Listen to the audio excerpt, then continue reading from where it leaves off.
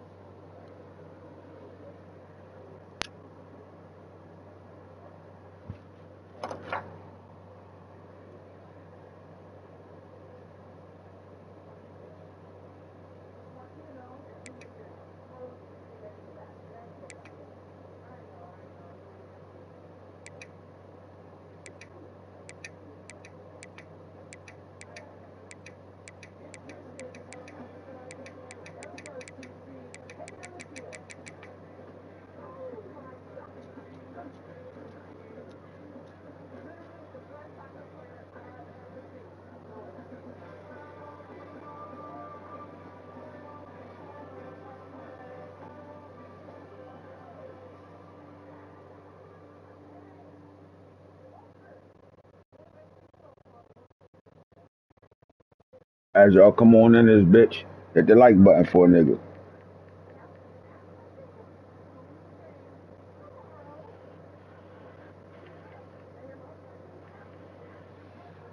If you are a homecoming and you watching, type your team name in the comment section.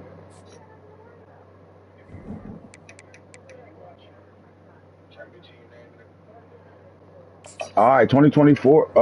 Wait, 2027. All right, we in season 4 right now. This is the premiere for the homecoming show. Season 4, man. Homecoming League. On a recap, we have Alabama winning their second title in 3 seasons.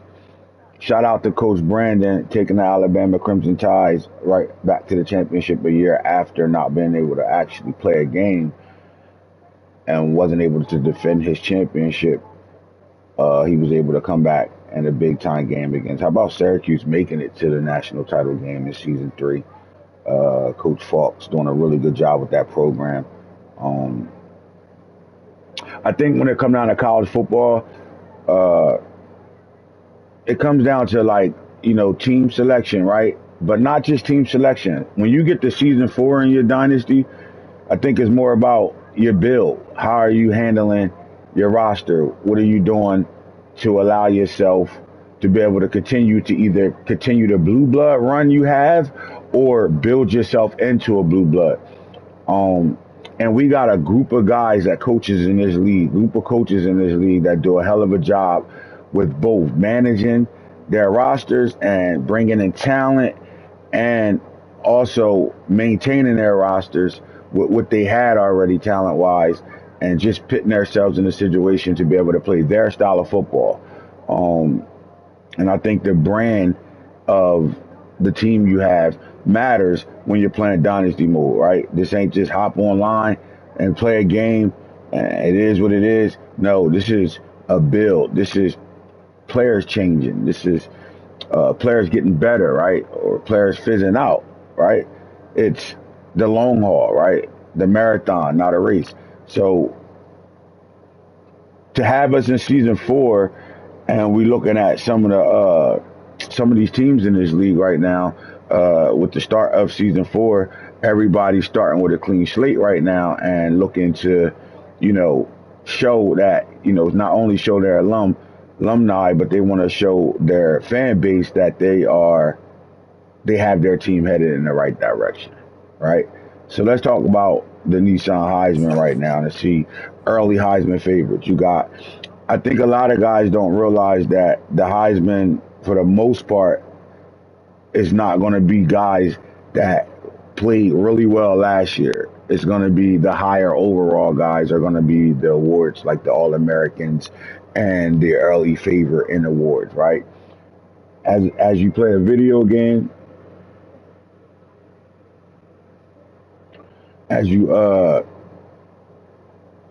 play the video game, overall does matter, right? And I think teams that have high overalls put themselves in a good situation, but it also matters with experience, man. The more experience you got on the field, the better off you're going to be, right? Because those guys are going to do all the right things, right? When you're playing senior-led teams, upperclassmen-led football teams, you got to play very, very intelligent, very smart, very articulate, because those guys aren't going to make mistakes. They're going to do all the right things. Like when you play, I've seen it in both leagues, right? Double R and homecoming. If you playing a team that's senior led, let's call that a player led football team, right? They can do things on their own, right? It helps out the user dealing with a bunch of guys that, you know, been around the program for a while, right? Because they can help your team out. You can make mistakes and they'll fix those mistakes for you because they're going to do all the right things. And when you're playing with a young football team, you got to be the brains of that football team, right? Like, you got to be able to get around the mistakes the young talent will make, right? You got to be able to overcome some of the things that your young roster would do. You can have a really good special young roster, but because they're young, they're just not going to do some of the things you need them to do. So you got to be really, really good at coaching and pitch yourself. And there's a few teams amongst the league that's like that, right? Like, I think if you look at the Syracuse roster making it to the championship last year, I think they were a team that had a mixture of both.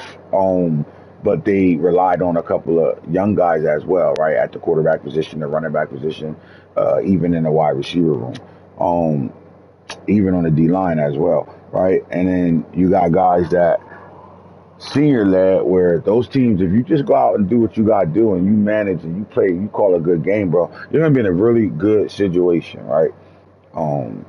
There's guys that's flipping their rosters over, young talent, like I'll say with like my team, Colorado. We're very young. We've been young since season 1, right? After season 1, that was a senior-led team. After that season, we've been playing all young guys. Like, we probably got the youngest football team in college right now.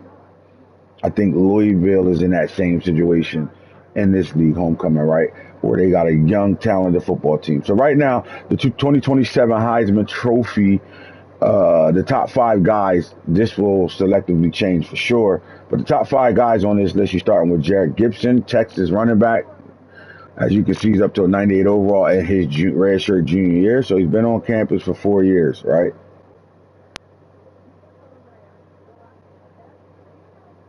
That's experience. How about Arch Manning? Arch Manning is coming into his 5th year as a senior right now. And again, this is a guy that's been on campus for 5 football seasons, right? So this is an experienced guy. So we should be expecting big things out of Texas this year, right? I think Texas will be one of those teams to beat.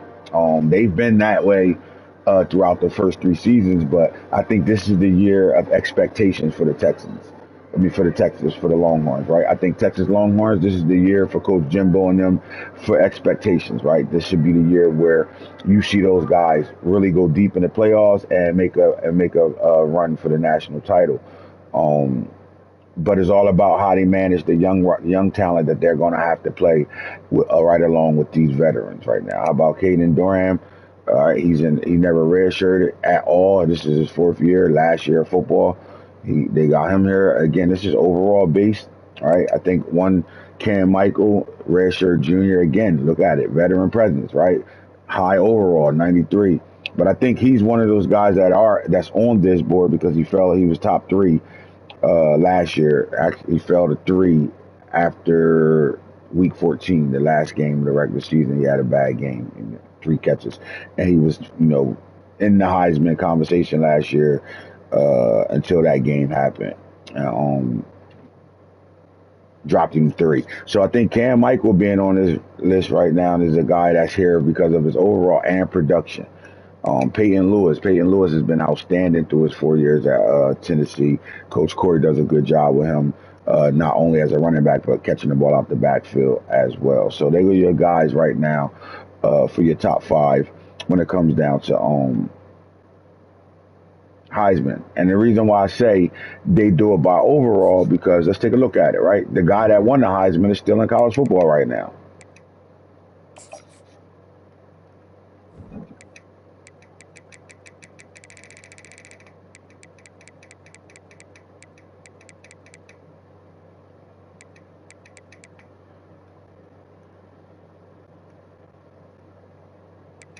All right, so when you're looking at top overall receivers in the league right now, the guy that won the Heisman might not even be in it. Let's find out. Let's find out where he at. All right. So because he's not even a 90 overall yet. Z Hayes won the Heisman last year without even getting to a 90 overall. He'll be that before the season's out, guaranteed. He's already reading a 90 right now, so that 1 point that he's reading will show up a little bit. So you expect him to get to about a 93, 94 during the season. But Z Haynes, we call him PHI, Philly Z, right? PHIZ, won the Heisman last year. So why wouldn't he be on that Heisman Trophy list right now? It's because he's only 89 overall, right? So again, before games start to get played, it's all about overall. But you bring in back a senior in the receiver room. Let's talk about some of these receivers on this list right now. All right, so like I said, Cam Michael could absolutely come back next year if he decides. But right now, he's going into his redshirt junior year, so he's been on the campus for 4 years. How about Jeremiah Smith is the second best receiver by overall in the league right now. Jeremiah Smith, to me, I think Coach Albert has a super weapon right here, and he could be a guy that could be up in that Heisman candidate. But when we're going to talk about the top receivers as far as user teams, right? How about, Jordan Belly for TCU and Coach Bo. Shout out to Coach Bo. So let's get to Nathan Leacock, right? He's in his redshirt senior year, 92 overall, a true 92 overall. Jeff Schreck, he's been a monster since his freshman year. He came into Tennessee being one of those guys that been a 1,000-yard guy. I think he's been a 1,000-yard receiver in the first 2 seasons of his career, right? When you got speed and height and size like that, you're going to be a problem in the league. How about Rashard Copeland? He's in his senior year, 91 overall. Marion Stewart for Michigan and Coach Matt. George Curious for North Carolina and Coach Max. Redshirt sophomore, so he's been on campus for 3 years. He's already up to a 90, 89, but 90 overall reading. And then the Heisman Trophy winner, Z Hayes. I do think he will have an opportunity to repeat. Let's go look at the top quarterbacks in the country this year. A lot of the big dogs kind of graduated. When you're going to start to see more guys that was recruited, then you're going to see guys that are NIL players, right? Arch Manning and DJ Lagway, you look at those two, they're 2 of the top, real life players, the real NIL players that are left in college football. So you're looking at Arch Manning is the best quarterback in college right now. And then you're looking at DJ Lagway, who's the second best quarterback in college right now. Both these teams are in position. When you got the quarterback, you got a shot, right? They're in position. About Peter Kingsbury, he was on the Heisman list last year as well, one of the top five Heisman guys on the list. He went to New York last year, and he's back, right? Reading a 90, 88 overall right now. Um, I think he's going to be a guy you have to look out for and pay attention to, especially with Syracuse on the rise like they are right now. How about Doug Jones, right? He's been a starter since his freshman year. He came in the 2025 class. He's a true junior right now. He's reading the 90s, the 88 overall, 288 overall. One of the best dual threat quarterbacks in the league and first young quarterback in the league with a title right now.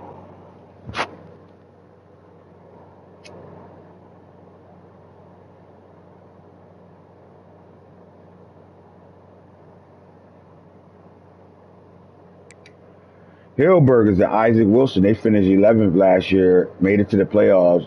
Isaac Wilson wasn't even the starting quarterback, but the controversy here is, will he be the starting quarterback, right? He's one of the higher overall quarterbacks. As far as look at him, he's really an 85 overall, but right now, because of the training and things that Utah has and their coaching abilities, he's reading a 90 right now. So he's reading 5 points higher than what he really is, telling you that's where he's going to max out at in his junior year. The question is, though, he didn't even start quarterback in the playoff game. They had a freshman playing, a very good dual threat quarterback that they had play in their playoff game last year. So does Isaac Wilson get the start for Utah this year? Arian Achilles Smith Jr., right? 2025 class for the Oregon Ducks. He's reading the 89, and we looking at him to be, he was one of the top passers in the league last year. Can he take his team a step farther? Look, they had a really challenging game week 0. They had to play Clemson in week 0. So I think, they got some stuff out of their system early, and it allowed them to, if they gonna take a lose, if you're gonna take a loss, you want to take your loss early as possible. We saw Syracuse lose week 1 last year and was still able to be ranked number 1 at one point in the league all the way up until the championship game. So I think Achilles Smith and his Oregon Duck team, and they have a lot of seniors on that roster. They got a lot of upperclassmen. So I think with him as a junior right now, having 3 years on campus, 3 years in the system, they're in a good situation, in my opinion. They're in a good situation. You start looking at some other quarterbacks. How about USC? Their quarterback is reading 85. He's 89 right now, so he's reading 4 points higher than what he is. But he was really good all year. Special for this team, right? Like he put USC back on the map for them to be able to do some things. He's been a starter since his freshman year in the league. And you're also looking at Juju Lewis in his third season for Colorado, getting them to a playoff last year for the first time. However, Colorado hasn't won a Big 12 one time yet. They've been 0-3 in the Big 12, well, 0-2 in the Big 12 championship. But Juju did take them to a playoff game last year, losing in the second round to the Oregon Ducks. You got Kai Weber. He'll be in his second year as a starter for Tennessee. So another solid quarterback. I'm looking for some young talent. Tyler Gaskin. They lost one game last year. UCLA is looking to challenge USC this year for the Kings of the California map, right? So let's see how that goes and plays itself out. Who are the top running backs in the league this year? As you can see, Jarrett Gibson is a 99 right now, 98 overall. You're looking at Dave Huvall, receiver. Used to be, I think he was a receiver that got turned to a running back. And if he did, that's a very smart situation because he's not super fast. But I might be wrong, though. This might have been a running back that was on his roster. I think he was a 5-star or 4-star elite dog. You know, when you got them elites on your roster, they're going to develop, right? So as you can see, look at him. He's reading 96. And I don't know if did he play last year? Let's take a look at his stats.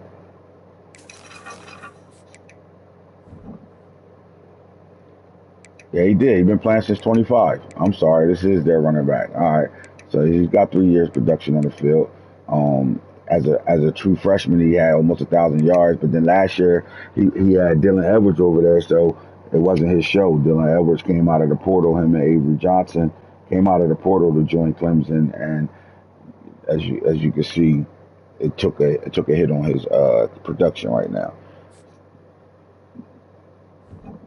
All right, you're looking at Peyton Lewis, been in the program since day one, 95. When you got guys with this type of speed, man, don't let them get to that cut, to this one straight and run. Look, Matches did that shit to me in our championship game, our playoff game over in the other league, boy. If you get a straight line run with a takeoff guy and you can make a straight cut to the side, like going towards the sideline, that takeoff you get on the next cut up, different. That's why having a gold takeoff, platinum takeoff is one of the best attributes to have on a player, period, right? Caden Durham, another one of those guys. How about Curtis Maryland being a 94 overall right now? For Syracuse, they got themselves a dog in their backfield right now. Not only does Clemson have one of the best running backs in the country, they got two of the best running backs in the country. Hollywood Smothers, he makes it to a 92 with an 89 read, but a 92 overall right now. So shout out to him. And then you got some of the young guys right now. Coach Simon for UCF, Coach Boone, Akbar for Coach Ray, Rudy Akbar, right? And then you're looking at Rivers, who led the, where Rivers at? Where is overall at? Why he ain't up there? Michael Welch, 89. Ryder had the won the league's rushing title last year. All right, we already showed some of the receivers. Let's talk about who got the best lineman in the league right now.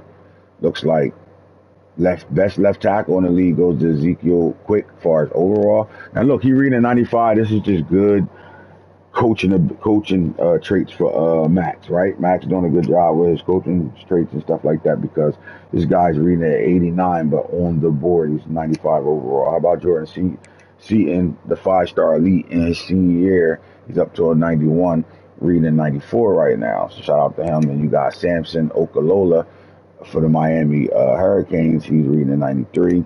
Elijah Page, senior year, he's reading 93. You're looking at Ian Reed in his senior year for Clemson. You got Elijah Holiday, junior for Oregon right now. And then Utah has a senior in Lomu. All right, guards. Lucas Simon is the best offensive line coming out of North Carolina State right now. I mean, they look like they're going to be poised for a run this year. That's two upperclassmen right now, right? They got a super sophomore. He in his redshirt sophomore year, 3 years on campus, so he's really a junior. And then you're looking at Lucas Simmons as the number one left guard. Let's go along this thing. You got Tyler Cobb. Okay, Alabama has the third best. Thurman. You start to see the guys with the best offensive line right now. They got another sophomore sitting right here with a 92, reading 92 and an 87 overall. Like, all right, center wise, Braden Bowman for UCLA. Look at Weston Davis for Arizona. Tyron Mentor for Texas, 91. Trojans. Alan Hendricks, welcome, Gator, man. Appreciate you typing your name in the comment section, letting us know you're here. Tobias Raymond, the Trojans. Shamrod Amarov, he's a real life player. NIL still left. All right, right guards. We got the best right guard in the country. Mike Stark, Clemson. Devontae Brown, UCLA. Looking like they got a really good offensive line. Wilkin Formby. Amos Talaleli. And Cameron Smith. I think Max is up there with the top offensive lines in the country right now. Wade Moore. So you got a right tackle on the center, I think, for Arizona. They right back in the mix with some dogs up front. Brandon Baker, Texas. Drew Mullings. Yeah, it looked like UCLA might, I don't know. There's some guys with some really good lines right now. Shit about to get really, really special. All right, so going on the edge rushers right now. Look at this. Elijah Rushing, he was a 5-star for Oregon, NIL player. Look at him reading 96 right now. He might be the best player in the league. How about Colorado State up there? Darion Mayo finally getting his start at defensive end. Is that Bill or no? That's Charlotte. Gabe Harris, Gregory Renaud in his redshirt sophomore year. Ted Hammond for Michigan and Coach Matt. Look, Simmons is back. 90 reading and 90, 87 overall. All right, let's left ends. Look at the right ends right now. Lightfoot, 93 overall. You're looking at Jordan Ross for Tennessee. Simeon Boulware. Terrell Pope for Clemson. Dylan Stewart for Junkyard. Troy Bowles, Coach Bowles, the NFL coach son. Antonio Franklin Thomas for Max at 91, reading 86 overall. Wyatt Gilmore, Bobcat Trayor for Coach Mike. And Donnell Barber, another defensive end sophomore for North Carolina. North Carolina up there, they are the #1 ranked team in the country right now. Look at Ashton Porter in his senior year, D tackle 96. Vic Burley for Clemson.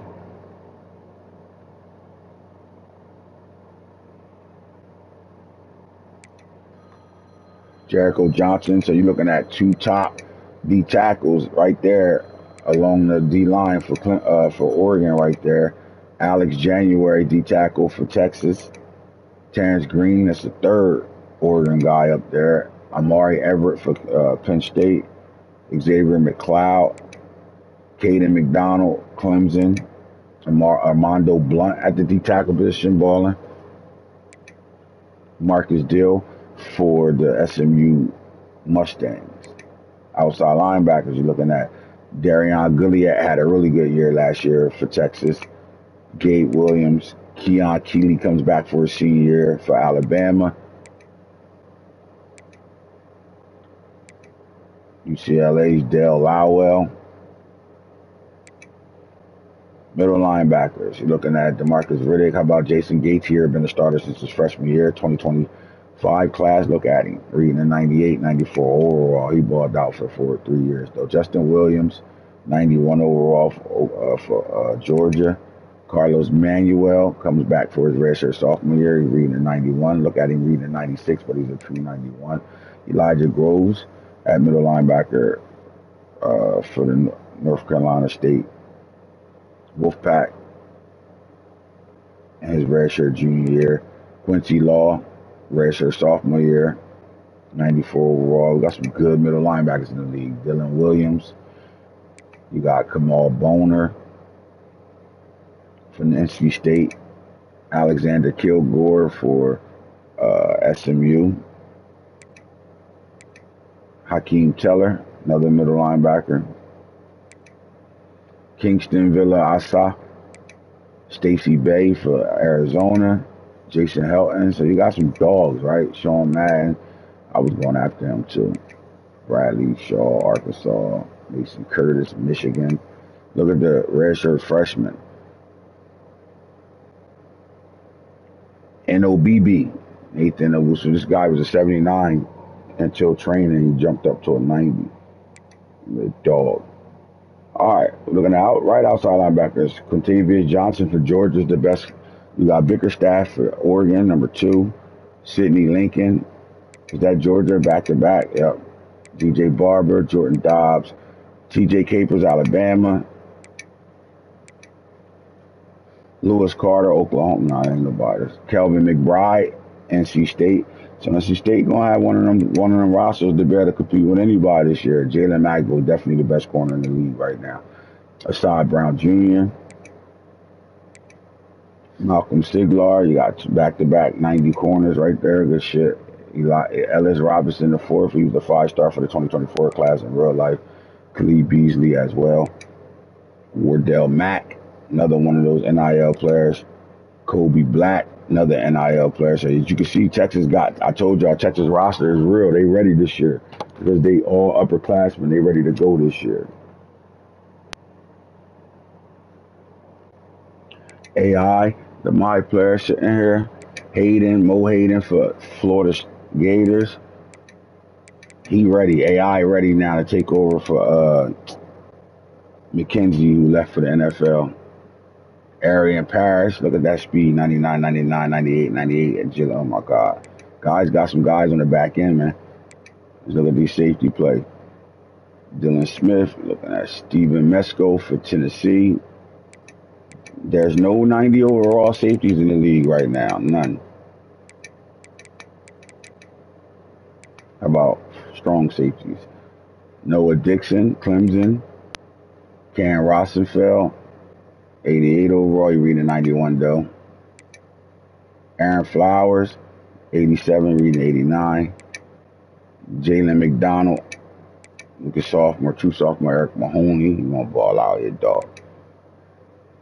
Ezekiel Mayo. So as you can see the rosters, right, you start to see, upperclassmen and how important that is for who you are, right? Let's talk about the top 25 right now. And when you start seeing some of those rosters, right, and I'll show you some of the players, what teams have some of the top players at their position, and you start to read it, right? Let's go coaches poll first.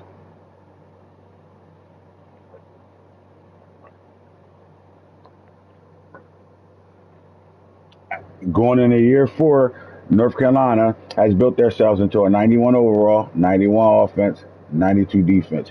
And you're going to see the parity through the league, right? When you start looking at the overalls of guys' teams, when you talk about offense, defense, and their overalls, you're going to see through the top 25 that you're going to see the guys, and it's kind of matching up to who they are, right? Watch this. Alabama, 94 across the board, 94, right? And they're doing that with bringing in guys as well, right? Because they do have some seniors on this football team, but I think they're starting to, right? At this point, they're starting to mix their recruiting class a little bit with who they are, right? But they still are, one of the top blue blood schools in the nation. And you're seeing that with that 94 roster right there. Look at them. Oregon Ducks, right along the lines of who they are, right? Now, I showed y'all about 6-7 Oregon players that are in their senior or redshirt junior years. Think about that. A lot of them was 90s and above. When you start to see that, you start to see the overall of your roster shift. I'll give you a quick story. Before we got to sending players asking players to lead your team to the transfer portal, I had an 89 overall, 87 offense, and I think I had a 90 defense.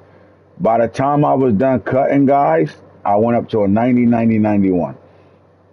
I saw that happen with a couple of teams that I paid attention to during those stages right now. But you take a look at it. Look at Tennessee, right? Right along par with who they are. 91, 92, 91. They're the number 4 team in the nation right now in the coaches poll. Clemson is the number 5 team, but they did beat the number 1 team in the nation in week 0. So I do think Clemson will end up being number 1 after week 1, right?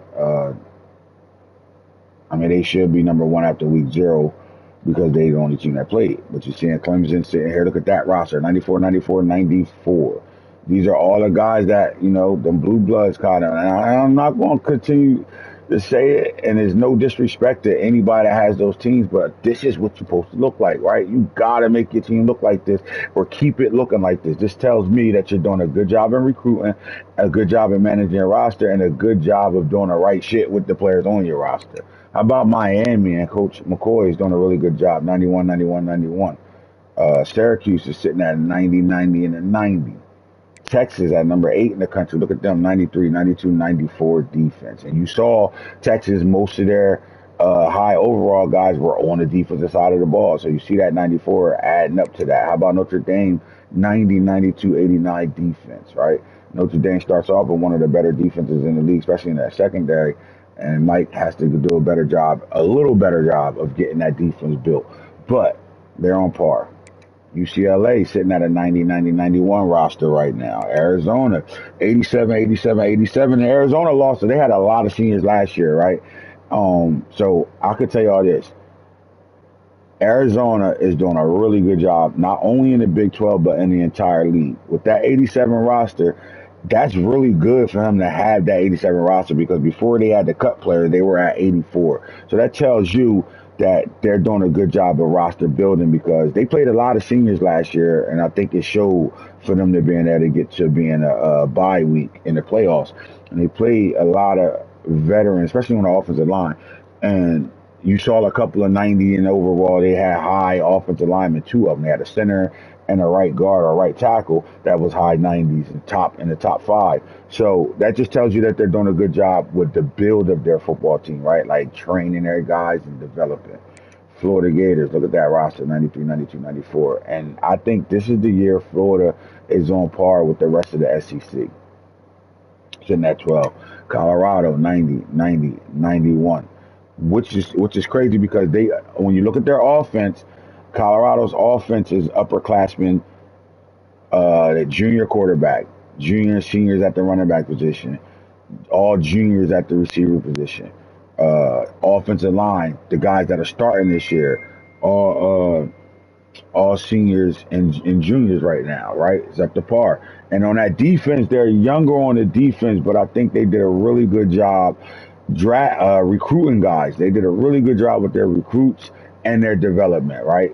We sacrificed looking for a scouting coach and went for the development coach. And I think it's paying off when it comes down to the defensive side of the ball for Colorado because we lost one of our best players to the draft. I mean, to the draft early.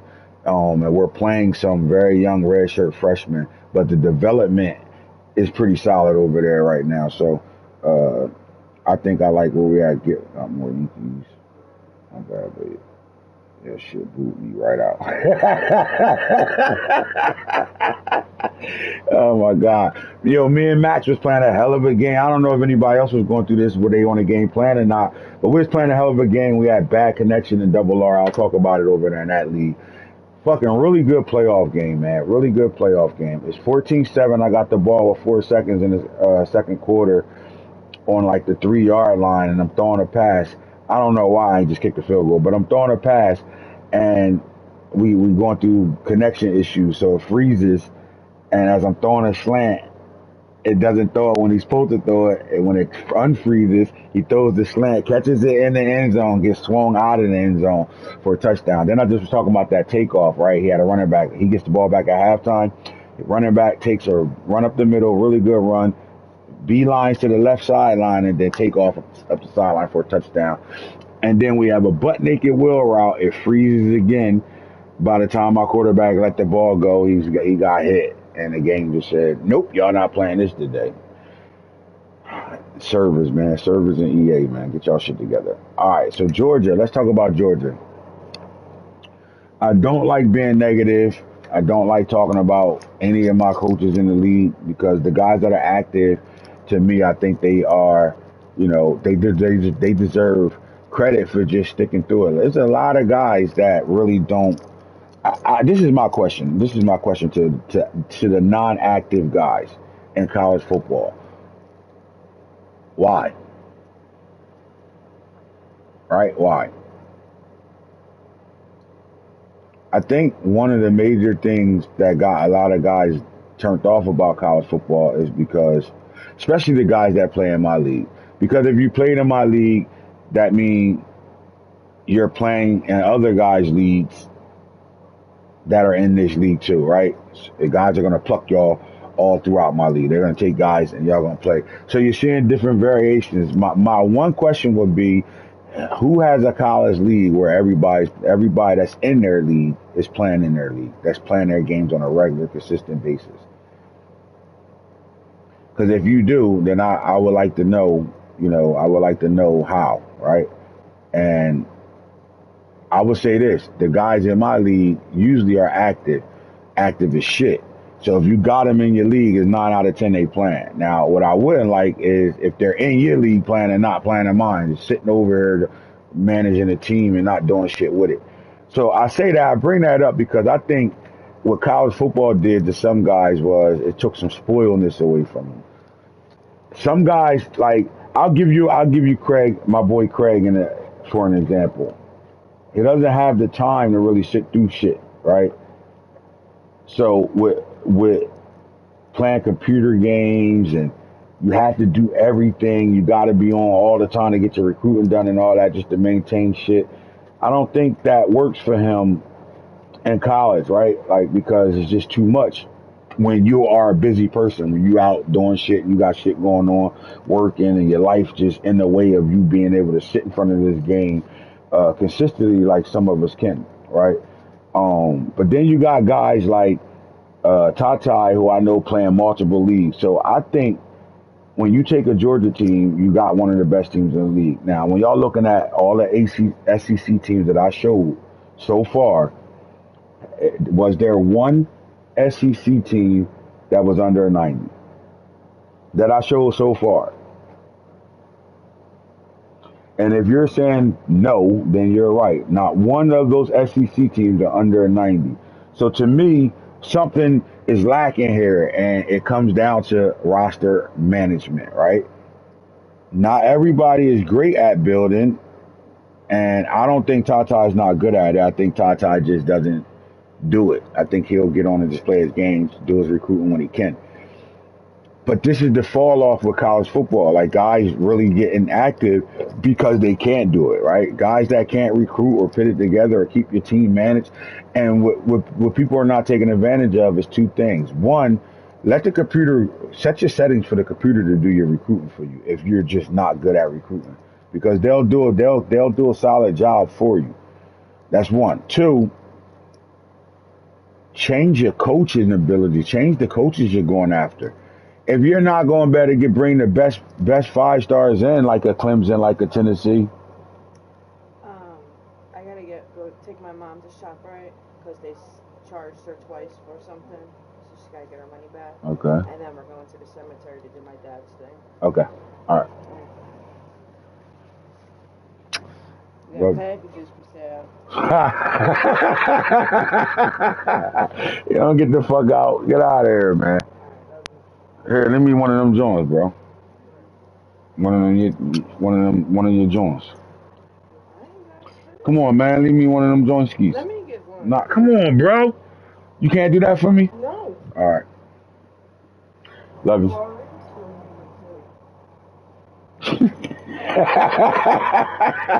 Oh my God, my bad, fellas. All right, so I think Tata need to turn it the fuck up. Listen, man. Those other 17 leagues you in, Does it right. ShopRite does it right. They ain't do it right. They overcharge their ass. Yeah, we gotta get our money back. They ain't do it right, Matt. That's a Jersey thing. The motherfuckers robbed us. Flat out riggedy. Where the fuck C Hound at? Let's get this game played, my nigga. But yeah, Tata, get your shit together right now because Georgia should not look like this over here in this league at all. There's no way the Georgia Bulldogs should look like this over here. Tears of joy.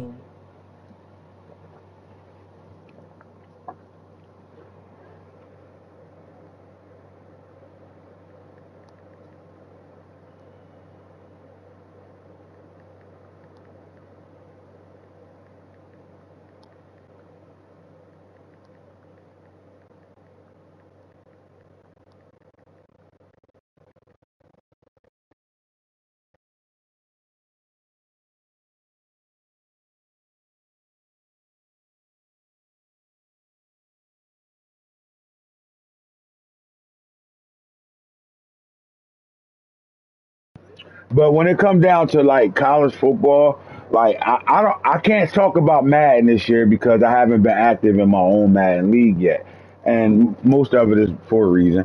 The other part of it is the way we doing things over there. Just my attention is not there yet, but I got a really good support system over there. And there's a lot of guys not playing because year one we had to play the real season. We never start our real season off year one. We always go right to the draft in my draft class.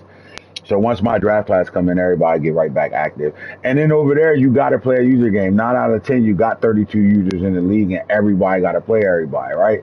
College, I can see why guys fall off fast in the college game. I have to call you back, bro. I'm on my podcast show. I'll call you right back. All right. Yeah. So, again, motherfucking. I think guys, when you got user to user game, that's why I was able to really sit through the scheduling this year and make sure everybody had at least 5 user games.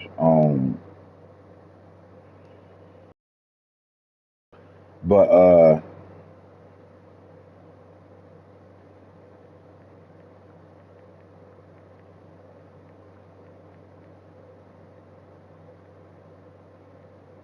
all right, but yeah,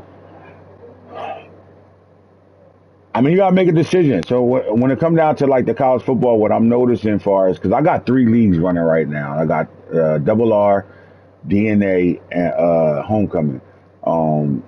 And DNA, I'm not playing in it, but it's my league. That's my brand name, DNA.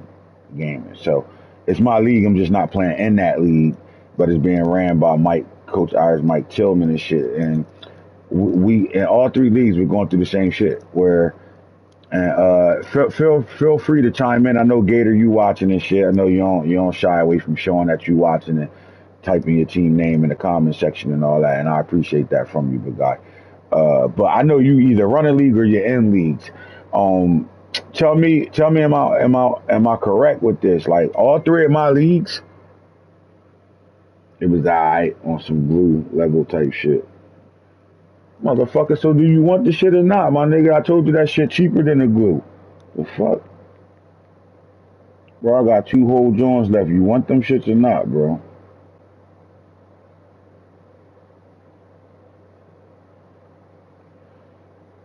It was alright on some glue level shit type shit. Well, if it was some Gorilla Glue, then what you mean?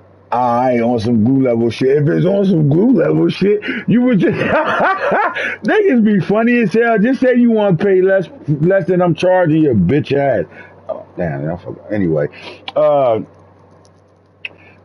I think all right, Gator. I think if you are listening, how's the activity in the leagues you in? Like, do y'all got 32 active? Is it like, I think on an average in all three of my leagues, we probably got about a good 12 to 15 people playing actively, and sometimes even less on a consistent basis. So my question to you is, at this time, now that the game has been out since the summertime, we down there going into, December and January. How's the other leagues you're in? And I'm not like in competition and nothing like that. I just want to know just to get a feel on how many guys are actively playing in college, so I can really go to my theory on why it's like that in the leagues right now. No, we have about 22 to 25. Actively playing? That's good. That's good as fuck right now. But I can't say we got that over here. Like, if you really think about it, let me see. All the teams in the top 25, you got 1, 2, 3, 4, 5, 6, 7, 8, 9, 10, 11, 12, 13, 14, 15, 16, yep, 17. And I don't barely play. Craig barely play. 18. 18 in the top 25. Right. Well, we got, look, in this league, in the top 25, I'm not going to count Craig or Ong, even though Ong been doing his recruiting and shit. He ain't been playing all his games, so I'm gonna leave that alone, but he should be active more than he is. All right, so we looking at 1, 2, 3, 4, 5, 6, 7, 8, 9, 10, 11, 12, 13, 14, 15, 16, 17, 18 out of 32 niggas over here. And that's what it come down to. That's where that's the message I was getting to. Like, if guys fall off because you don't like playing the computer. Some of them can't even beat the computer, so that turns you off right away. And that's important at homecoming. But my double R league, we don't make it important until we get to the end. So we'll give guys force wins against the computer over there. But over there, we probably got about the same amount of guys actively playing. But I literally just did I'm doing a sweep right now to the non-actives. But what I think is this: Madden, and when Madden was just Madden out, nobody else had another game to play. Because I don't think Madden is pulling from college as much as people might think it is. I don't even think, and again, I'm not really well versed with Madden, but I don't think guys really locked into Madden over the college right now. Like, I don't see it. I don't see it, but I am not paying attention as much right now. I will after this season be really paying attention to it. But you got to think about it. Madden, you got 32, and you got to play a user every time. And it don't really require your attention, especially in my leagues. It don't really require your attention to have to, like, you won't miss nothing, right? Because you can buy a package and catch right the fuck back up, or my draft class will put you right back in position, right? Or the commissioner I am will never let you fall off, so the help is there, so you can be lazy over there. So maybe that's what it was. Guys are spoiled and just lazy as fuck, and now that they got to put the work in, you seeing the drop off. Maybe that might be it. But then when he stayed 22 to 25, right? So on the average, he's saying he got about 22 guys playing. On an average, we're around that at homecoming right now. And then if you look at my and then you still got Rob. So we're about that Rob play. It's some guys that's not in the play not in the top 25 that still play. Go. So that gives us 20 right there. And I'll take that all day in college because I don't give a fuck. I will play with 10 motherfuckers in a college league because you're playing computer games anyway. So it don't matter. Right? And what end up happening is those 10 guys are the guys that's going to play all their games anyway because they're doing the best in recruiting and they're enjoying the league. Simple as that, right? So the fact that you have that many, that's what's up. Now, what's the crossover though? How many of those 22 to 25 in that league you in where you have crossover guys from my league that's in there actively playing? Because you got to count the guys that are over here too, even though they might come from your league. Like you could say Jimbo, I mean, I guess Hoodie too, even though Hoodie been in my league since day one. You could take those guys and that they'll be counted as crossovers. But if you got anybody else over there with you, how many of those crossovers are coming from this league? Because that's what it is in my leagues. The crossover guys are playing. They active in any league they in because they fuck with the college football. Simple as that.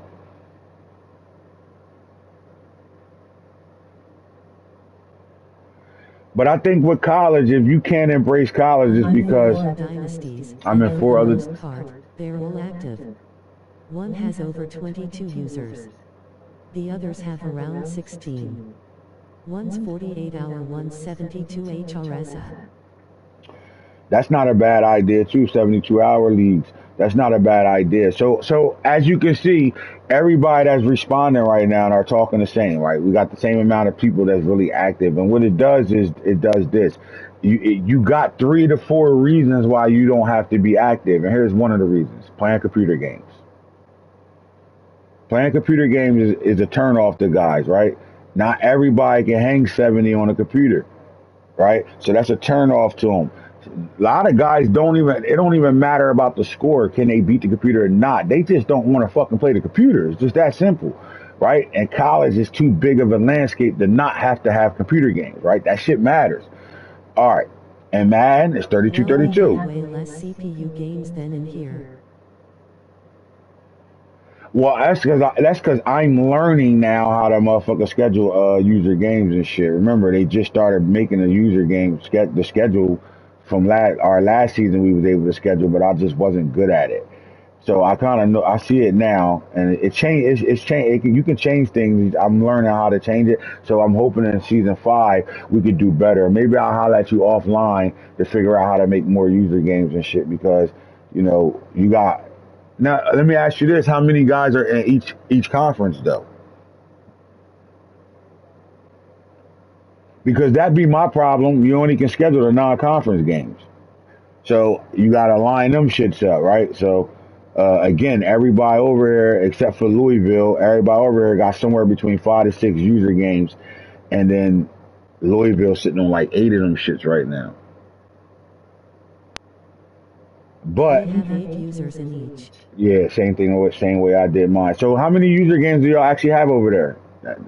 Matter of fact, we'll talk about. I'm gonna holler at you, okay? I'm gonna holler at you when we get offline, because man, I'll see if you can help me out. Maybe I can fix it a little better. Because again, the problem I'll be running into once we run out of the motherfucking non-conference games. Ain't nothing you can do about it. And Okay. all right, appreciate you, Gator.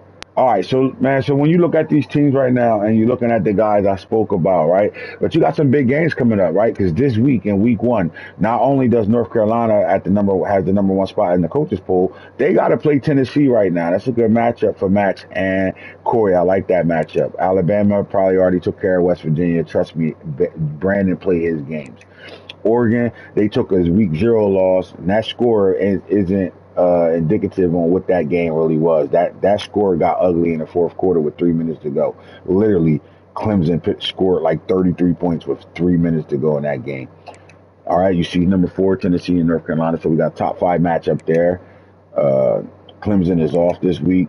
Miami takes on Ohio State. That's a big time matchup right away because that's going to bring Ohio State back in the fold. And I'm going to let y'all know something. Sleep on this roster if you want to. 92, 92, 92. This roster stayed up to par. That's what Georgia should be looking like. So Miami is up for a big matchup right now with number 18 Ohio State in week 1. Syracuse, they're going to take on number 20 Penn State. That game is already played because Craig ain't going to respond or play. He just haven't been active. Craig's been very busy. Now, when it comes out of my leagues, he's been very busy. I don't know if he's playing in his own leagues consistently or even over there with y'all, Gator. I don't know. But in my leagues, he hasn't been consistent. And it's because he tells me because he's running around with work and shit, and he got a lot of shit going on. So I respect that to the utmost. Texas and Virginia Tech. Texas got number 17 Virginia Tech. That's a CPU team. But Jimbo would definitely play his game, no problem. So Mike took on Navy week 0. They on a bye right now. UCLA got Auburn, Arizona, and Colorado State. That game already got played. Florida, California already got played. And how about Colorado taking on SMU and Coach Sheehan on week 1? Georgia and Florida State.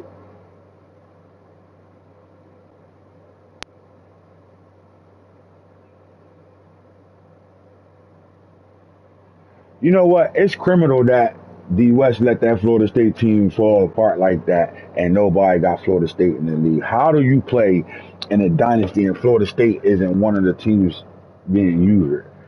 If you're an active user and you're not in this league, man, come take Florida State, man. We'll check the roster out and make sure you're good.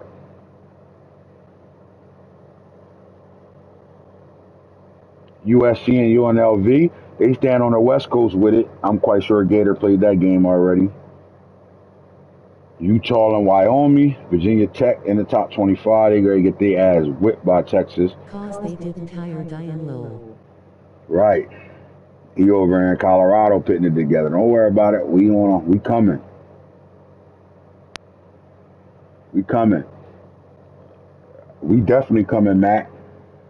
We for 2 years straight after remember season 1 I kept yelling free season. I was mad I allowed some things to happen. I kind of lost control of some shit and I kind of wiped that season away. Since season 2 we've been the youngest football team in the league. Those guys are growing the fuck up. Remember I said that. USC. Now let me talk about Gator for a second because he's really a Florida fan, right? But he came in the league, took USC, and dominating recruiting in the West Coast. Dominating it. But there's some competition right now because Gator went on vacation from the 16th to the 24th of November. And this is the damage that happened. This is why I'm saying guys be falling off. Because this is the damage. Missing games does this to you. It allows UCLA to go undefeated and lose their first game in the championship game. Big Diddy. I don't know what I said, but big Diddy then. Diddy no bell. No Diddy no bell. My bad. Right? But look at this. You saw UCLA go into the playoffs as the ranked number 10 in the country.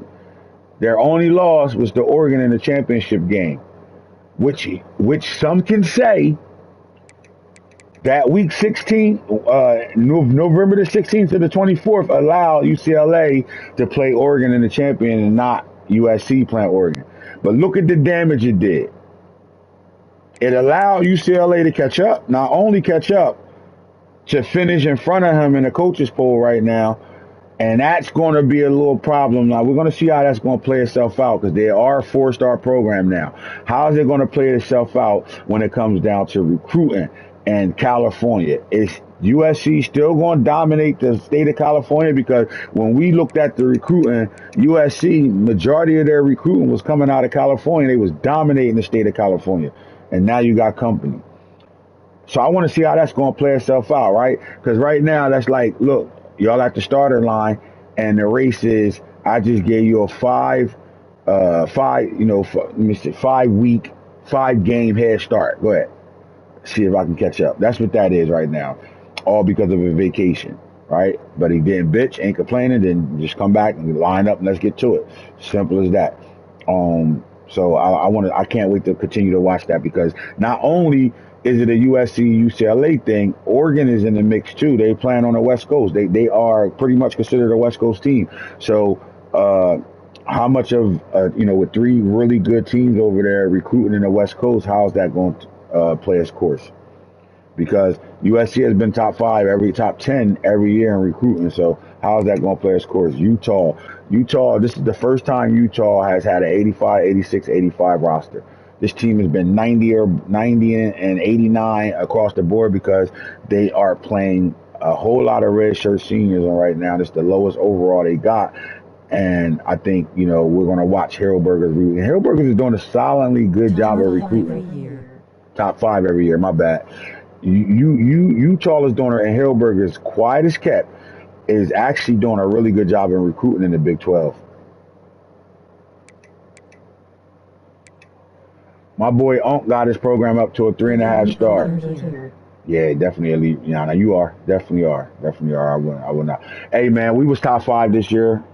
We was in the top 5, and then the transfer portal opened up, and I went after a couple of 2 stars and dropped us to 10. And we were top 5 in the portal. I grabbed 2 4 stars out of the portal, even though the portal don't be allowing me to get no players. But I was able to get 2 4 stars out of the portal, stayed at 5, and then I brought them fucking 2 stars in and dropped my program.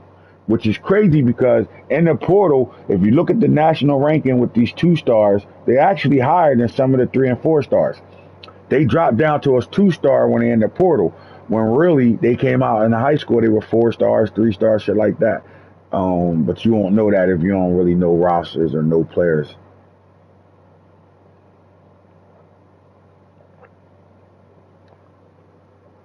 Low. Bro, 2 stars. I don't get ill, bro. When the portal open, I'm ignoring it. I'll never touch another. Unless there's a 4 star interested, I would never touch another portal player. I thought I'd dominate in the portal because what they should. 2 star. I know, and I did that 2 years in a row and killed my recruiting class. I was in the top 10 in 2025, going into 2026, and recruited like 4 2 stars and dropped my program. And then I did it last year again. Even though I kept saying I'm not going to do it, I still couldn't tempt it. I didn't want to walk out of the transfer portal because, Coach Prime and them eat the portal up. But the problem is, what the game should do is, the game should allow any and everybody that's in the portal to be recruited by any and everybody. And then that'll make a decision. Some might want to go back and play closer to home. Some might want to play for a bigger brand. Some might go there for the NIL. They should allow everybody in the portal to be available for everybody that's looking for a transfer. Like, you should be able to go after anybody in the portal. Now, I can understand in the high school rankings being locked out of guys, but in the portal, you should not be locked out of guys at all. You should be able to at least make your pitch.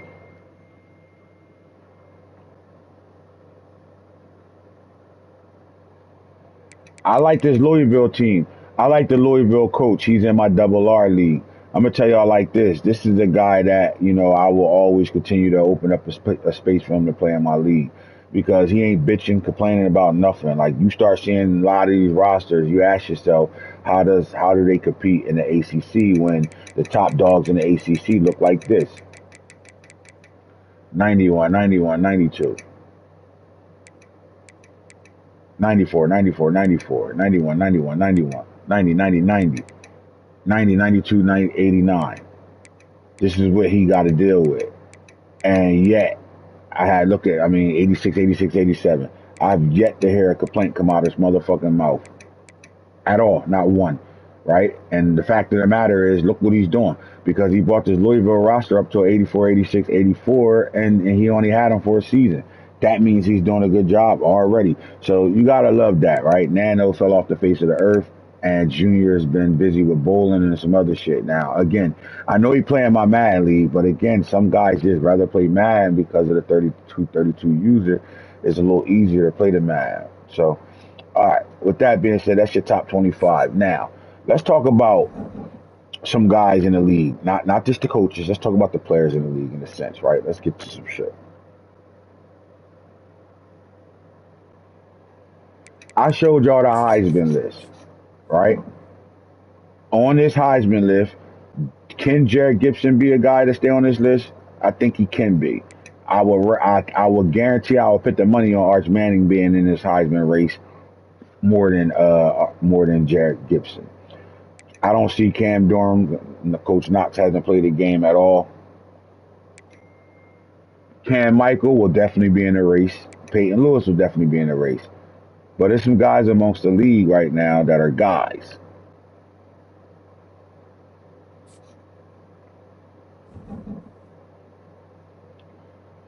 So let's look at the top 25 and their rosters. Let's start with, let me just get my bearings together. We'll start with Oregon first. Let's go to Oregon, then we'll go to Alabama and North Carolina State.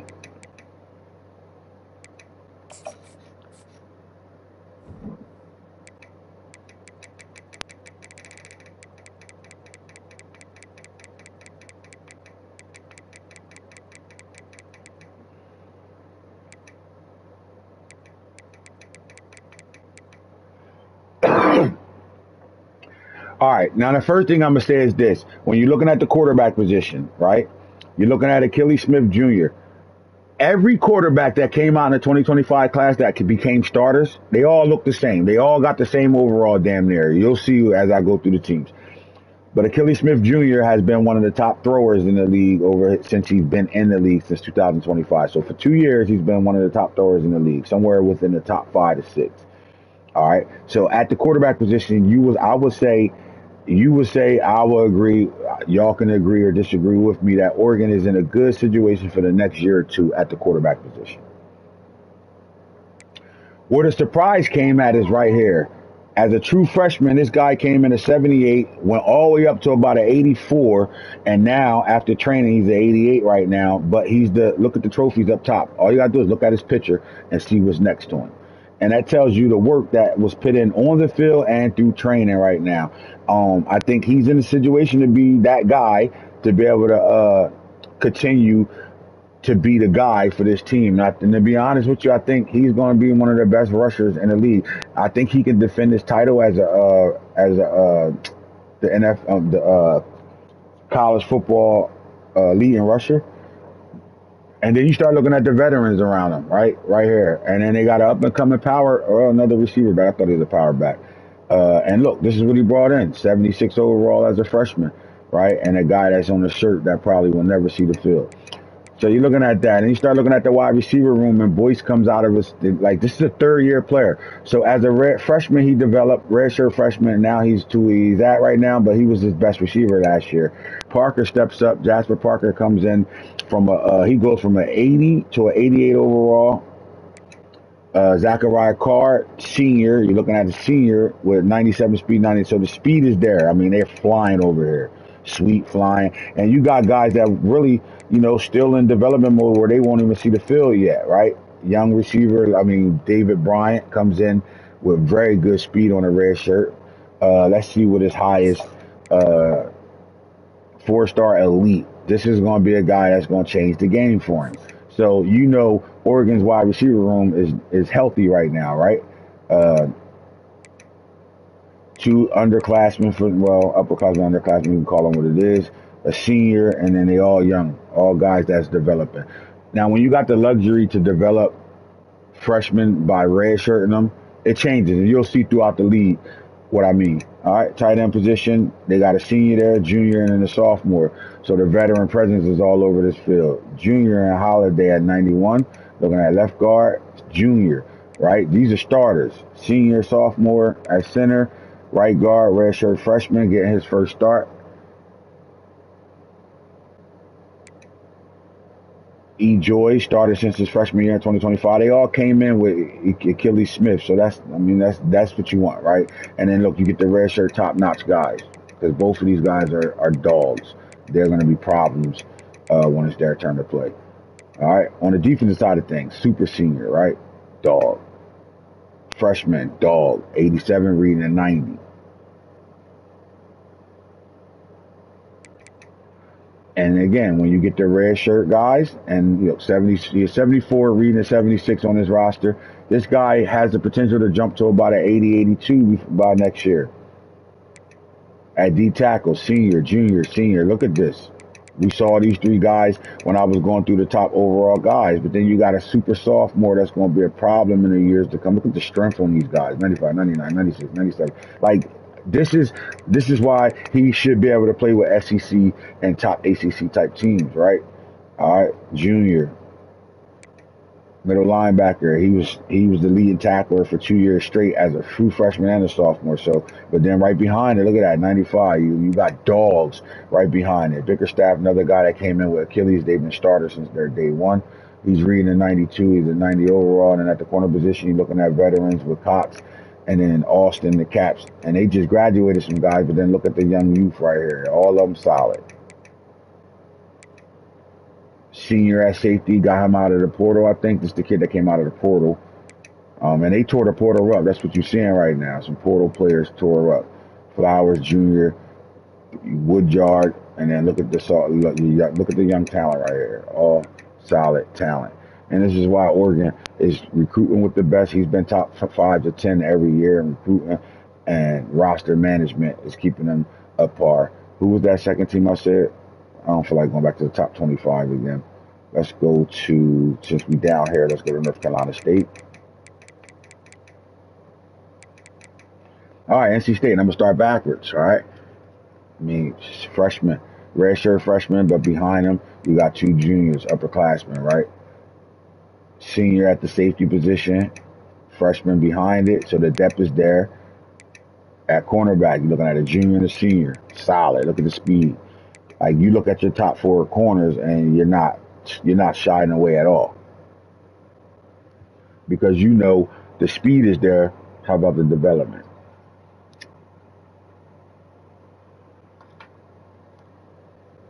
Now, this guy brought in 1, 2, 3, 4, 5, 6 freshmen. None of them shirted yet, right? I would think all 6 of these guys will get a shirt on them. Maybe Landry might play right away. Start taking a look at what he brought in, 5-star, and is on par, right? You start looking at their trait, and you realize they're on par with who they are. 5-star impact. That's 2 5-star corners you've seen this guy bring in. And you look at their third corner, drops down to a 4-star star. Knight.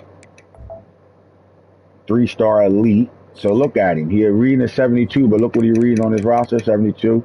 He's a 69 overall. He's reading a 72 right now. But he's elite. When he come off his redshirt year, and this is what my linebacker did, NOBB. What's going to happen is when he come off his redshirt year, that jump that he's going to get is going to be crazy. Because he already telling you he's going to be a 72 before the year is out for right now. And as they keep winning or developing and doing things during the season, he might go up even higher than that. So he's going to develop. And then when you find a 3-star and you can find an elite 3-star, boy, you're in good situations. All right, look at the linebacker room. Right, he might got one of the smallest linebacker rooms, but one of the better off linebacker rooms. Look what he brought in.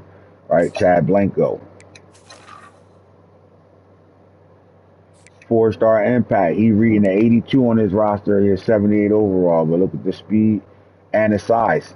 6 foot, 233. You like that at linebacker. Good speed. Middle linebacker, Groves is in his junior year. Boner is in his senior year. He has 04 as a junior and junior. So he's veteran. His veteran presence is here at the linebacker level. They're going to better play some good football. McCoy, redshirt sophomore, 89 overall. He's reading an 86, but he's an 86 reading an 89 solid, right? I'm sorry, D tackle room. All right. Super sophomore. 4-star star. He's developed into a 90. He's 86, so he's up 4 points right now. He's up 4 points right now. They all on par with who they are. Look, he's up 4 points right now. He's up 4 points right now, right? This is the depth that he has at his coaching ability, right? Everybody's up 4 points. Start looking at it. You pay attention to it. I ain't lying to you. Everybody up 4 points right now, just with the green arrow up. Everybody's up. He's up 5. So these guys are going to come in and be dogs. You can shirt them. It looks like he's going to try to play him. I wouldn't. I would put the shirt on him. 5-star impact. But they recruiting with the best of them, right? And geographically, they're in a good situation to recruit with the best of them. The only team in their way really is Clemson.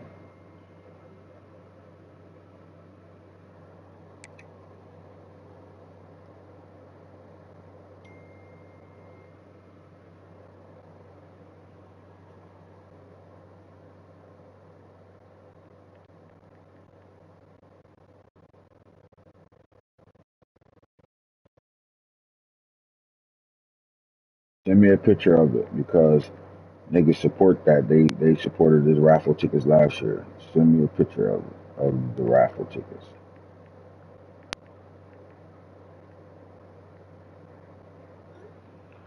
All right. Defensive end. You got a senior with some young guys behind him in development mode. So again, I like this roster. They should be a high overall, even higher overall next year. As you look at it, right now you're in competition. Now, offensive line play is everything in this league. Quentin Travis, 85. He's a 79. I mean, this guy is reading the 85. Max is particular on how he do things when it comes down to coaching and all that shit. He's doing the right shit. Just look at that. This guy's at reading the 75s up to 81. He's a 74 reading the 80. So these guys are jumping six to 7 points at times, right? Right guard, same shit. 87, he's a 91. He's reading 5 points higher than what he really is. But when you look at the starters, you start at the right tackle, they're in a situation to be able to block with the best of them. Now, I don't think he's the best overall offensive line in the league, but he's damn near close. I would say top 5. 96, look at that. I mean, 90, he up 6 points. He up, look at him. 92, he up 5 points. And it's super soft. And Ezekiel Quick is another quick in the league. You saw them on Oregon, right? The brothers, they on Oregon. Look at them. They both the same. Then you start looking at the skill position. Queensberry as a redshirt freshman reading a 92. He's a 90. This kid's a dog. At the wide receiver room, now they're not the fastest, but the way he played the game, he doesn't need that speed to be able to be like 99 everywhere. But you got a junior down here that has that speed for his jet sweep game. But he's wide open. No Diddy, no Bell. He's wide open where he's no Diddy, no Bell, where he can do some things offensively, right? But for the most part, they want to line up and pound that shit right down your motherfucking throat. No Diddy, all right, with Smothers and Namey, power back and a receiving back out the backfield. They got some things going on, all right. Good speed at George Younger. What was he coming out? 4-star impact at the running back position. Do anybody else have a problem with why all the top recruits are white boys? Anybody else got a problem with that shit? Because I do, and I think EA need to fix that shit or give us editing control over what nationality guys are. Because in the last 2 recruiting classes, the top running backs been white boys. The top receivers is white boys. The top corners is white boys. And you know and I know, every 12 years a white boy is a dog at receiver, corner, or runner. Not receiver, they dogs. But at cornerback, come on, man. All right, and he also has a quarterback that's been playing since his freshman year, and Philip Rivers is his nephew. Now, he's only 82 overall, but he's reading at 87. I will actually say this. Out of all the quarterbacks that came out in the 2025 class that's starting, he's the lowest overall quarterback, but he's one of the most productive quarterbacks in the league. All right, who was that third team, bro? Like, my memory really that terrible.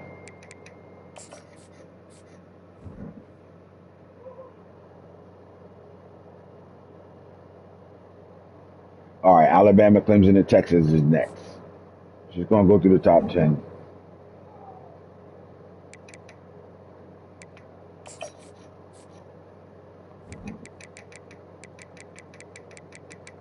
This is what I'll do. All right.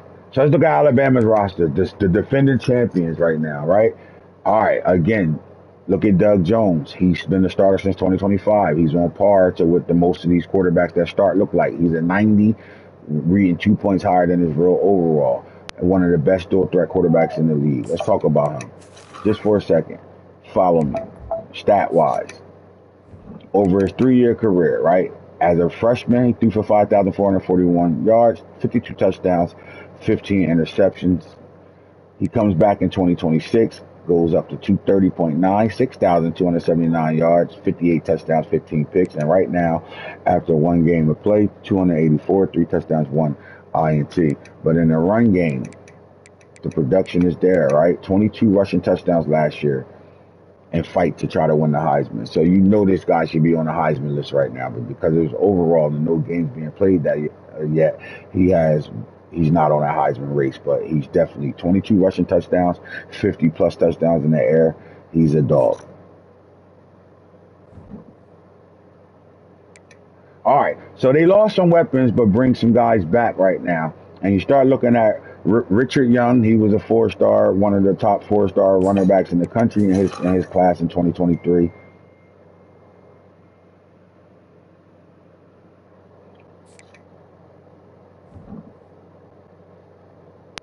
But then you go Devin Meredith. Now, I would have to ask Brandon. I don't know if he watched it or not. Was this guy on your roster already, or you recruited him? I don't think you got him out of the portal. I know he brought some guys in out of the portal.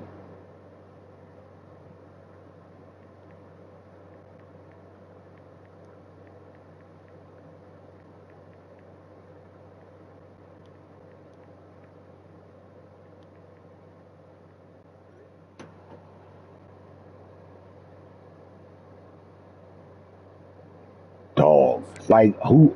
I mean, Richard Young deserves the starting job because he's been there. But I know, and you know, Meredith is the guy. I will almost say he probably was the guy in week 1.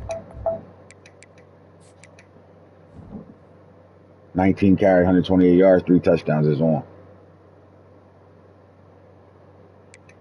Yeah, so he's been here since his freshman year. He caught the ball for 10 yards out the backfield. So he's been on this team since his freshman year. So they are completely okay in the go ahead and kick me. Kind of figured that, buddy. He must have got on and looked at that roster and said, damn, I'm supposed to play with one offensive lineman at each position, 3 corners. All right. Look at the wide receiver room. They lost a lot in the wide receiver room, but bring back a lot. Cole Adams has been a special team guru since he stepped in a starting role for this Alabama team. But you start looking at some of the guys brought in. Now, here's the thing, though. True 88 and Jalen Brown. Kozart in his senior year is the 87, true 87. Right? You got the speed there, true 84. Right? All seniors. You got your starting 4 receivers are all seniors. They waited their time. They played scarcely, and now it's their time to show up and show out. Behind that, though, transfer portal, Evan Cummings. But then you start looking at some of the guys that have been shirted on this team. They got the speed, but you got to develop these guys, right? So, again, Alabama has been surviving off of that blue chip roster they had. They're not doing a bad job in recruiting, but they're going to have to get some development going on over here because when the rosters flip over and you're not blessed to play with 4 seniors and you got to start putting this talent on the field, you better hope they develop and ready to play because if not, you're going to go through some of the stuff I was going through with these young receivers where they can't get off jams, can't run routes great. They're not going to be where you need them to be when you need them to be. But right now he's not in that situation, right? Tight end, same thing, two upperclassmen. So this team's still senior ridden. Offensive line, as you can see. This is why niggas can go right back to the championship game with no problem. Look at this. I haven't showed you no underclassmen on the starting offensive line right now. Even on the defensive side of things, you got guys that are still there, right? These are real life NIL guys. He's not, but he is. Same thing here. Just right across the board. Everybody you need to play is ready to play, and upperclassmen. So they're going to be a problem still. I think the SEC should be very interesting this year between Texas, Alabama, Florida, and the Florida-Tennessee matchup in Georgia should be solid this year. Keeley comes back as one of the best linebackers in the country. Right behind him is Rusaw. As you can see, all upperclassmen. This is the roster you comfortable with. My only question to Alabama is, when that shit turn over, what is it going to look like?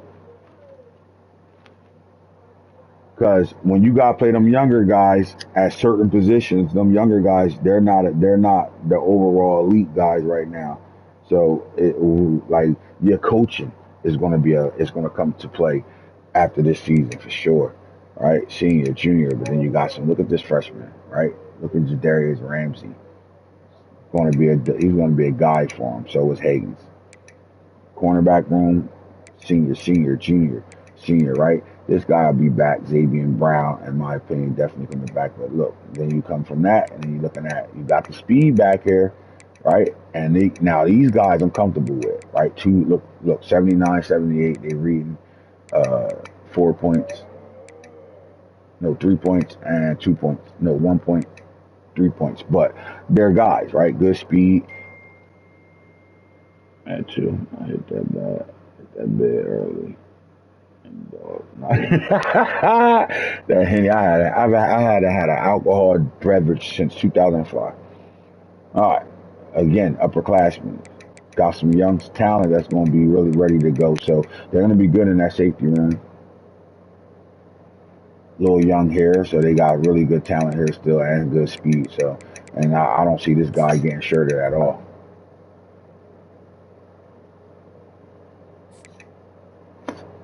Like the roster. Let's go down to Arizona. Now, Arizona going to be playing a quarterback for the first time this year. Now, Garcia has some play time. He was their running quarterback last year. But they losing Noah Fafita to the NFL draft. Now they got to bring in. Now, my question is, are they going to start him or they're going to probably start Heffley, Trent Heffley? I would think he's going to start him. He has the higher throw power and he's faster and he can do a little bit more of the offense they need to be ran. But they're going to be very young at the quarterback position.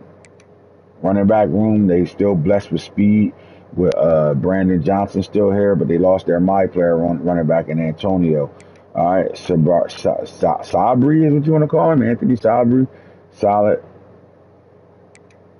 a true freshman that's getting shirted. You won't see him on the field, at least for 4 games. You'll see him.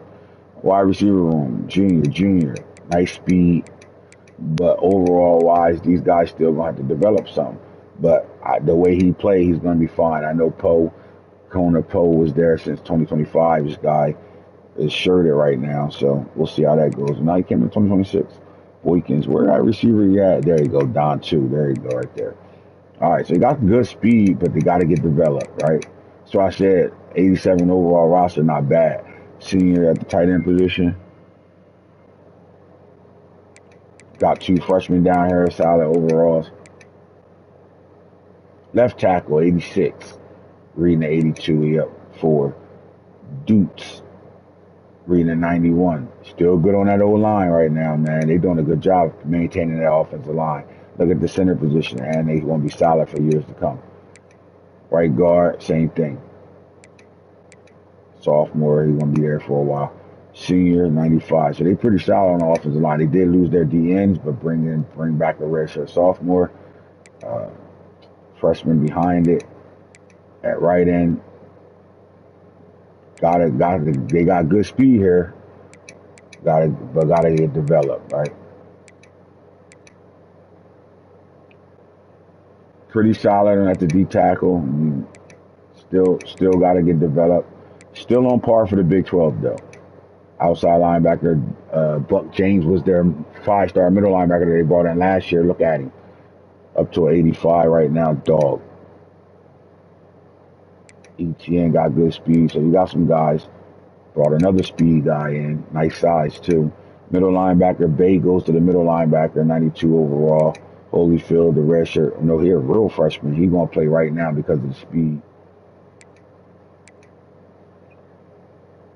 Sue, senior. So, again, Big 12 versus the SEC, ACC, just not the same.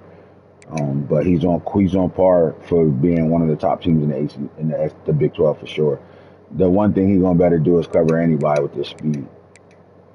All these guys return. They all played last year. And then you bring in the true freshman to play. He's going to play a lot this year. Hunter is back. And then you're looking at Burris is back as well. So Arizona's roster. Let's get to Clemson. All right, so Clemson's going to be starting a new quarterback for the first time. They've been blessed to have upperclassmen at the quarterback position for the last 3 seasons. Now they're going to play a young guy for the first time.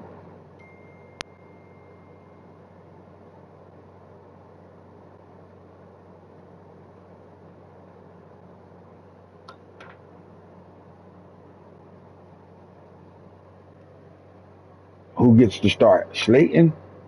or Morton. I think Alfonso Morton playing for him right now with that speed. This is going to be the first time he has this type of speed. I mean, Avery Johnson was a fast quarterback, but here, Hoodie's going to better do some damage. He's never needed a top tier overall quarterback. He's been that way in Madden. You give him a guy that fits his scheme, is over with. Simple as that. At the running back position, they are loaded. Not only have they got speed, they got size, they got guys that can play overall wise, all that, right? Not only have they did that, yeah, I need to take a picture of this. See if the guys will support you again since like last year. They $20 tickets, right? Yeah.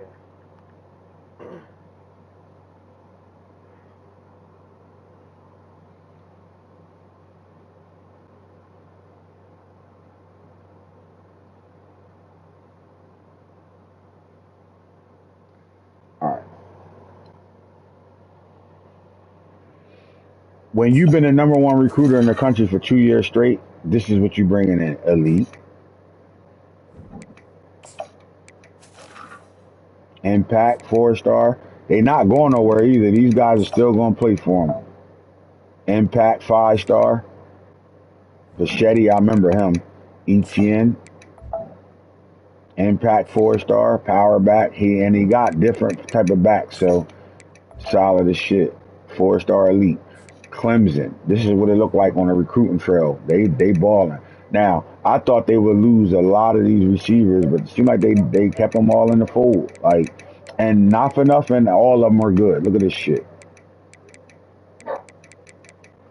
Even the guys that got shirts on them, right? You bring West Coast back. West Coast back. Shut it up.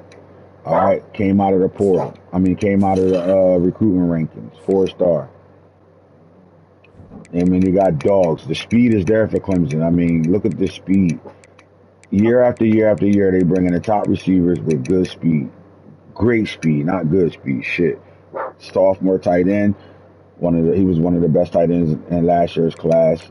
And they bringing in another guy in bowling. He won't play this year. Left tackle, senior Reed. Right behind it is nothing but depth. That's why you see in the 94 overall roster, fellas. This is what it looked like right here. Program builder, for sure. He stole this nigga from me, too. Almost got his ass. He got him. What he come out to be? Elite, you motherfucker. Damn, he didn't even need him. He was already 100 over everybody. Look at that. Sophomore, red shirt. The Texas roster looked like this, too, when it comes out up front. But when you can build your front line like this and consistently have guys that's going to plug and play and just be right there, you're going to better. Your offense is going to be off the hook, right? Look at this. Look at this. This defense. The ends, right? You got a senior and then younger guys right behind it. Sophomore. Look at this shit. As you can see, why they'll be in contention for a championship. Burley, Cookus. Look at them. Just look at this, man. Great roster hoodie. They lose one of their best linebackers in Sammy Brown. I think they lost Sammy Brown. Yep. And it doesn't matter. They right back in the mix. Look at this. Look what they brought in. How do you deal with that? 30 corners over here, but how do you deal with this? You're not running past nobody, right? They lost a lot of top talent at corner, and they kept talent in the room, and they brought talent in because you're not running past nobody. Look at this. He's all the way down here as like number 6 corner with 99 speed, 99 excel, 98 agility, 99 change of direct. They are ready to go. This is what it looked like, fellas, when you're a blue blood. Do blue blood shit. Look at the safety play.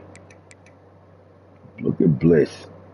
Ready to go. Blunt ain't gonna play yet. Trap ain't gonna play yet. This is speed. But for days, they're gonna be able to run with anybody. It's like an SEC team in the ACC. God damn. Yes, sir. That's what it looked like, man. That's what it looked like.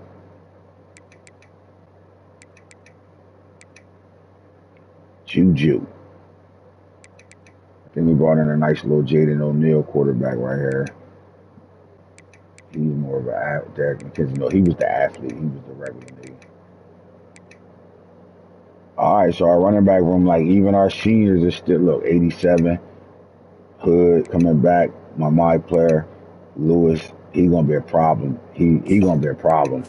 This guy was actually a quarterback, but he's an athlete, 3-star elite. You saw Max with one of these type of guys. They gonna be fucking issues. So you just watch it. All right, now all our look real life NIL receiver. He came out of junior college, NIL, and then bang, bang, bang. Let's go. We ain't playing with y'all. We definitely redshirting him. He'll never see a day of light unless he go from that 66 to a 76 in 1 year. If he could do that, I'll tell you right now if he's going to develop. Nope. He'll never play another down for me. He'll never play it down for me at all. But we like our receiver room. We got 3 upperclassmen that's ready to go with Cam Michael leading the way. And then we going to fuck around with Quentin Gibson, who's probably the best receiver in Texas. Man, got 30-plus touchdowns already in his senior year. He actually went to Colorado. Tight end room, we like it. Got work to do. Everybody reading with the green arrows up right now. But Jordan Seaton, 91. But you can see what's coming behind it right now. We did a really good job in the recruiting game. 5-star elite. He won't be a problem. But this the guys that killed us. We brought these guys in as 2-stars. We should have never brought them in. We're here, 79, reading 81. We got good depth. Kirkland, 87. Shelby, Cooler J, what he reading? Impact, 4-star. At center, Cash Cleveland.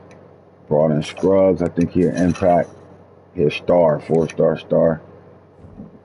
I gotta change it. Well, I gotta give him a name. Did I change his name already? Nope. Gooden, he started as a true freshman last year. Look at him. Pocket shield, quick drop, play action shield, strong grip. All bronze, but still, he reading the 88, he 86. Hilton behind him. Adrian Sowles. At right tackle, Cardi Smith took the starting role because he developed better than Zach Owens as a senior. Even though Zach Owens, NIL player, he got 99 strength, but like he didn't develop. But then here's the other kid, Mitchell Smith. Elite 5-star. We brought in 2 elite 5-star tackles this year. So we're going to be in a good situation up front. On the D-line, McPherson comes in as his redshirt. All redshirt freshmen. They all shirted last year. He had 83. He reading a true 86. This kid right here is probably never going to see a day of field. But he's an athlete. He could play tight end, but we got a loaded tight end room. Probably won't see the field. Merritt, we love him right now. Swan, he went up to an 83. I thought he would get stronger, but he didn't. If he'd have got stronger, I'd have played him at D tackle a little bit. But Jake Cool, this was a steal. As you can see, 3-star elite, another one of them steals. What's his overall right now? 71. He's going to develop. This guy going to get cut. All right. Chidozi's little brother right there, Peacock developed. He went up 10 points. All these guys gonna get shirted. We're gonna play him. I think we only got 1 impact guy. Rest of them normal, but they got good caps. So we solid here. These 2 guys will never see a day of light. Conray went up to an 84. Garcia, real life. But he went up 10 points, man. He went up 10 points. He wasn't even supposed to be the starter. These 2 been my starters since their freshman year. But he went up 10 points. True blood, probably won't see the field. He's a running back turned linebacker because we got too many running backs. And Tristan Phillips will develop hopefully into something special. And the cornerback room, Hood is back, Hards is back. And then this is what we brought in. We like him. I think he's going to develop because he got cap. I mean, it's not going to be great, but we might be able to keep him around because he do got some cap space. He's not going to get faster, though. What's his speed? Yeah, he's slow. Nah, he getting cut. Barney going to be a problem.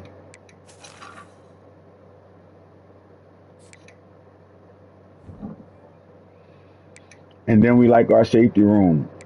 Branch went up to a 96 speed from a 91. Graham, and we like Hicks right here. He's going to be a problem. I think he's a star. Yep. These guys, I don't know. It depends on their development, what we do with them.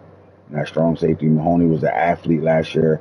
Me and Penn State was fighting over him. He was really a receiver. I turned him to a safety because he was a better overall at the safety. English and Baldwin. So we like the roster there. Let's go look at the Gators, and then we're out of here. And when I come back on, I'll do the other teams. All right, Lagway, we saw him was one of the top quarterbacks in the country, and then they still had the number 1 guy from the 2026 class sitting right here on their red shirt right now. Brought in Randy Campbell, got him on.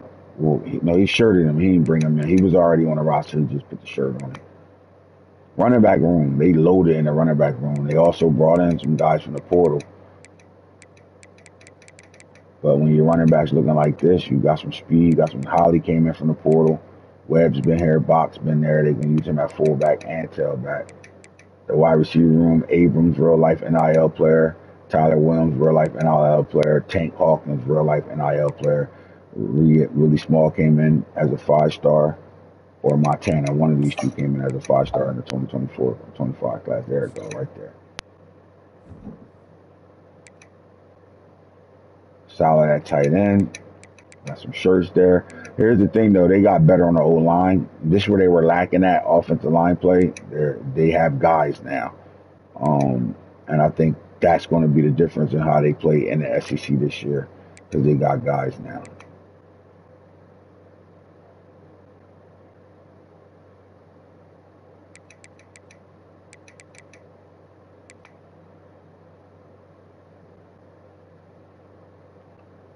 Westfall, Durham, got good guys on the line. We're on the defensive side of shit. McCray, real life player. You got good speed and good size behind him. I like that. Epior in his junior year, solid. Brought in Sanchez, 4-star impact. D tackle. And not only do they have a junior here, but they got some younger guys that's going to end up being guys. And remember, you see green arrows up. These guys are playing higher than what they are. He actually lower. He just, no, he's 1.0. Graham senior, Robinson senior, Iwu, however you want to say it. Good speed. And then that cornerback room loaded, right? Hayden, sophomore redshirt, junior, praise Lord. Ben Hank Jr., Bernie. They got some guys, right? And look at that speed on the sophomore, 98.